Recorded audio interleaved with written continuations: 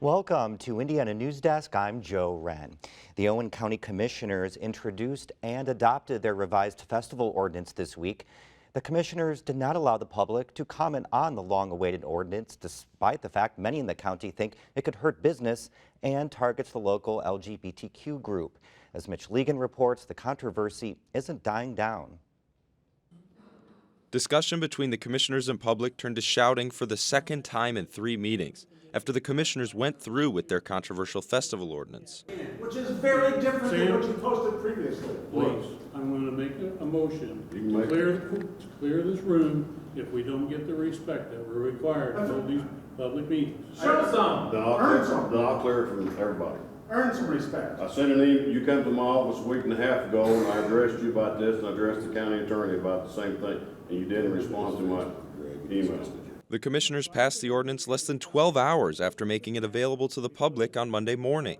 The ordinance, which is now law, has been unpopular with many residents because it prohibits anyone from using the Owen County Courthouse during a special event. And on top of that, Spencer Pride, the local LGBTQ organization, says the ordinance directly targets them because it still contains a clause that prohibits sexually explicit materials and nudity. Now, Jeff, this is irresponsible on your behavior, really. You're not letting the people input. You put this out to the people this morning, we got to read it again. You've made some fantastic improvements to this, but it's not where it needs to be to keep the people happy. You could be the good guys in this instead of everybody thinking that we're a county full of jerks. Back in August, the commissioners proposed updating the county's special events ordinance after they said they had received a petition from taxpayers complaining about festival costs. But that petition turned out to be form letters describing the Spencer Pride Fest as overly sexual and inappropriate for children.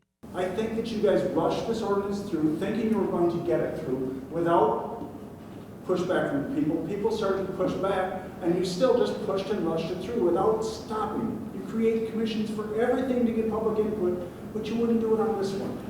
County Sheriff Sam Hobbs said at Monday's meeting that he had told the commissioners they had to let the public know beforehand if they were not going to allow for public comment. But they made no such announcement. Hobbs encouraged the public to attend the commissioners' next meeting, which will be on January 6th. And reporter Mitch Legan joins us now for a little bit more. So, Mitch, you've been following this for quite a while. Yes. How did this start? Okay, so back in August, the commissioners basically said they wanted to redo the county's festival ordinance because they got what they described as a petition from taxpayers, basically concerned about having to foot the bill for these festivals. Well, some residents asked for a copy of that petition, and that petition turned out to be a bunch of form letters from this anonymous Facebook group that was basically complaining about the Spencer Pride Fest, calling it overly sexual, inappropriate for children. And so Spencer Pride, the local LGBTQ group, thinks this ordinance change directly targets them.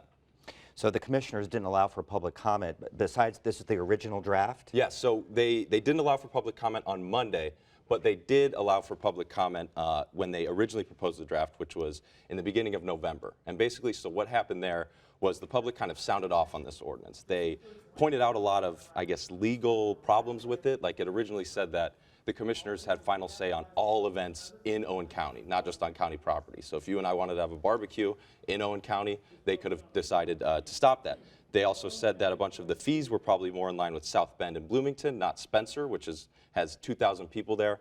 And so basically what they did is they took that ordinance back, fixed those things up, fixed up a lot of those loose ends, and brought it back on Monday as essentially the same thing with cleaner language. And so they made that available to the public at 8 a.m. on Monday, and about 30 people showed up for this meeting.